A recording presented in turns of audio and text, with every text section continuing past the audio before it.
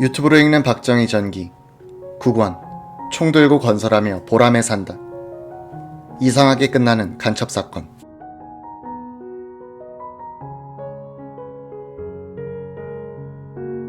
서울 상대 출신의 시인 천상병은 마산중학교 재학 중 담임선생 김춘수의 권유로 시를 써 청마 유치원의 추천을 받아 소년 등단했다. 가난했던 천재 천상병은 술을 친구처럼 벗삼은 기인이기도 했다. 서울대 재학 시절 한무숙 선생 집에서 기숙할 때 안방 화장대 위에 놓인 작은 양주병이 생각나 밤늦게 몰래 들고 나와 마셨더니 향수병이었다는 사건이 일화로 남아있을 정도다. 그가 이 사건에 연루된 것은 상대 동기생 강모 씨와 절친했기 때문이다. 강 씨는 필자와의 통화에서 유학 시절에 아내와 동백림에 들어가 김일성대 교수를 2차례 만난 적이 있다며 그 일 때문에 억울하게도 친구만 죽도록 고생시켰다. 고문이란 당시로서는 자칫하면 당하는 일인 만큼 별로 할 말이 없다고 했다. 당시 서울 상대 조교수로 근무하다 부인과 함께 구속된 그는 친구의 이름을 댄 적이 없었는데 어찌된 일인지 천상병이 잡혀와 있더라고 했다. 부유한 집안의 자제로 바이올린 연주를 즐겼던 낭만주의자 강 씨는 학창시절부터 천상병과 단짝이었다. 유학을 다녀와서도 천상병을 불러 술을 사주곤 했다. 수사관들에게는 지하당 조직으로 보였을 것이다. 동백림 사건 관련 시인 천상병의 공소장에는 죄목이 반공법과 국가보안법상의 불고지죄 및 형법상의 공갈죄였다.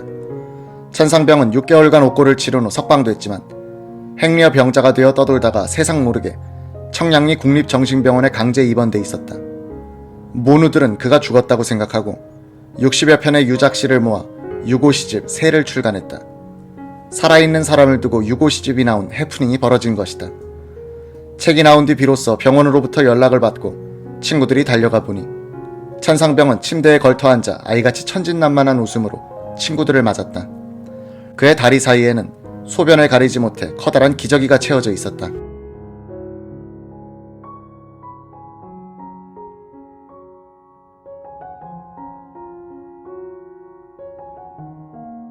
박정희 대통령을 만나 자수했던 임석진 교수는 수사만 받고 풀려났으나 그의 친동생 임석훈은 15년형을 확정 선고받고 1969년에 사면되어 서독으로 돌아갔다. 그는 지금까지 한국 국적을 버리지 않고 있으며 천은 물론 자식들도 한국 국적을 유지하며 살고 있다. 기자와의 통화에서 그는 이렇게 말했다. 형님이 북한을 찾아간 마음도 이해할 수 있었고 다녀온 뒤 태도를 바꾼 것도 이해할 수 있었습니다.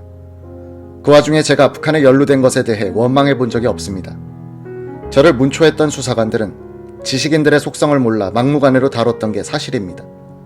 그들이 대한민국을 대표하지는 않을 겁니다. 나는 조국을 원망하지 않습니다.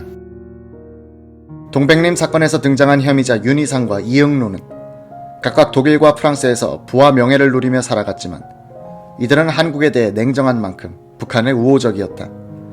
윤희상에 의해 인생의 곡절을 겪어야 했던 철학 박사 임석진의 경우 1979년에 가서야 겨우 그에 대한 출국 금지 조치가 해제됐다. 이후 독일을 오가며 국제해결학회에서 괄목할 만한 성과를 거두어 뒤늦게 철학계에서 국제적인 명성을 얻었다. 명지대 철학과 명예교수인 임석진이 1961년에 제출한 박사학위 논문 해겔의 노동의 개념은 이미 세계 해결학회에서 선정한 12권의 명저 중 하나로 뽑혀 임석진을 하이데거, 루카치 등에 이은 세계적인 철학자의 반열에 올려놨다. 그는 동백림 사건 이후 국내에서 배신자 혹은 이중간첩이란 비난을 받아가며 열악한 환경 속에서도 꾸준히 학문에 몰입하여 지금까지 해겔저서 10권을 번역, 동양 최고의 해겔 전문가란 평가와 함께 동양과 서양을 아우르는 해겔의 철학세계를 창조적으로 지향한다는 평가를 받고 있다. 1994년 독일 유학생 부부 간첩으로 활동하다 자수한 한병훈 씨는 임석진 교수에 대해 이런 말을 했다.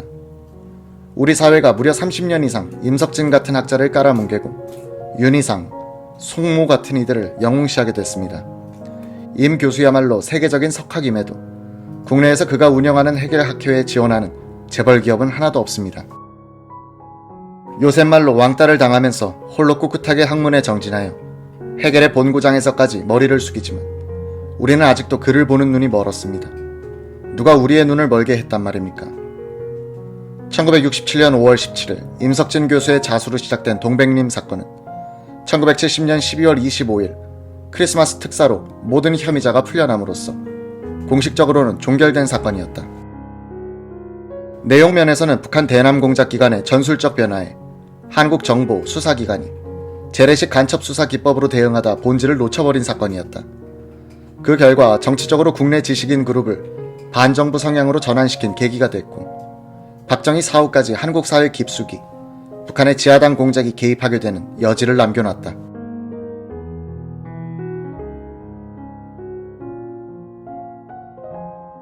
(1967년 7월 8일) 김영욱 중앙정보부장의 제1차 진상 발표를 계기로 세상에 알려지게 된 동백림을 거점으로 한 북괴 대남적화 공작단 사건은 1960년대 남북한의 숨가쁜 상황을 보여준다.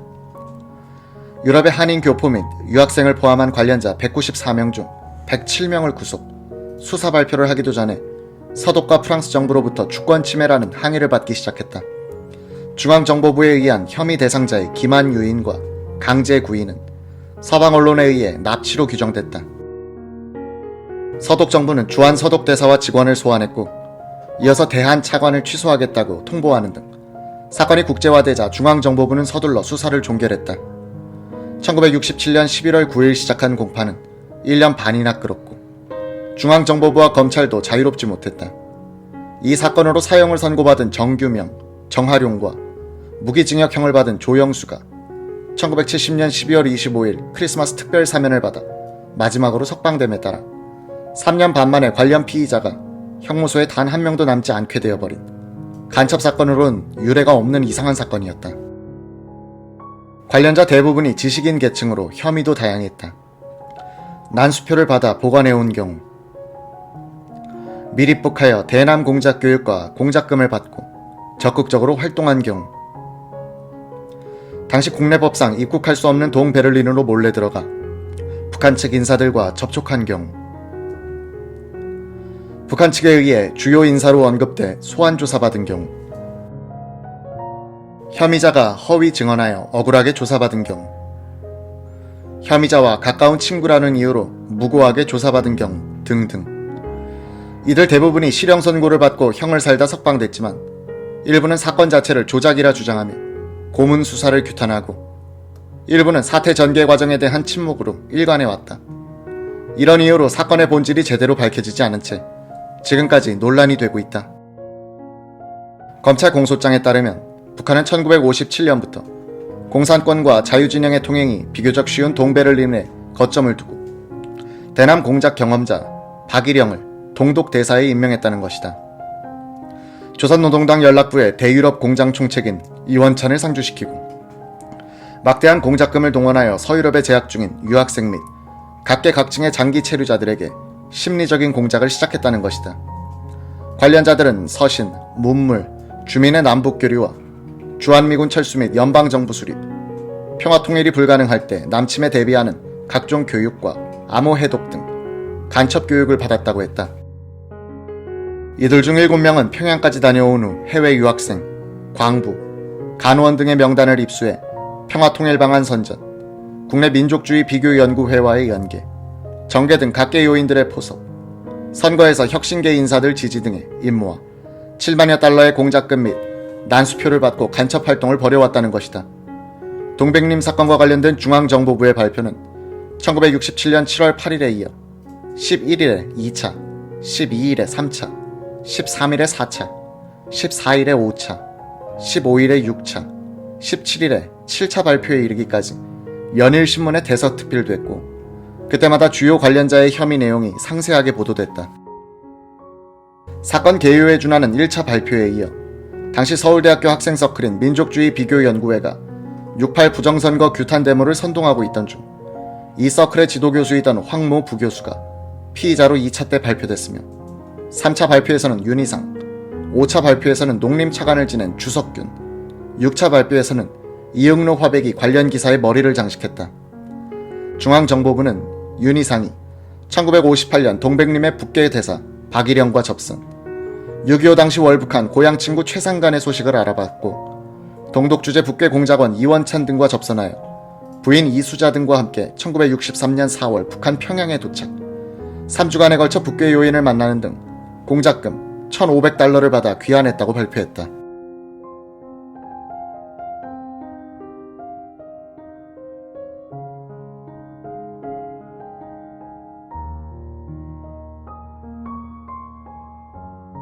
정보부는 주석균의 경우 1963년 7월 워싱턴에서 열린 제1회 세계 식량대회에 한국 대표로 참석한 후 귀국하는 길에 동백림에 잠입하여 북괴 공작원과 접선, 6개월 뒤 평양 방문을 약속하고 공작금 1,000달러를 받는 등의 간첩 행위를 했다고 발표하고, 이응로 화백은 6.25 때 월북한 장남 이문세의 근황을 알고자 고심하던 중 북괴와 연계된 유학생 임석진의 포섭 등 수차에 걸쳐 동백림을 왕래하고 공작금을 받는 등 처 박인영과 함께 부부조로 간첩 활동을 했다고 발표했다. 1967년 7월 중순 피의자들이 검찰에 송치되면서 서독과 프랑스에서는 비난 여론을 몰고 와 외교 관계 악화로 번졌다. 서독에서는 독일인 강모의 석방을 요구하는 데모가 벌어졌고, 서독경찰은 중앙정보부 요원들을 안내했던 한국인 태권도 사범 김모 씨와 박모 씨를 체포했다.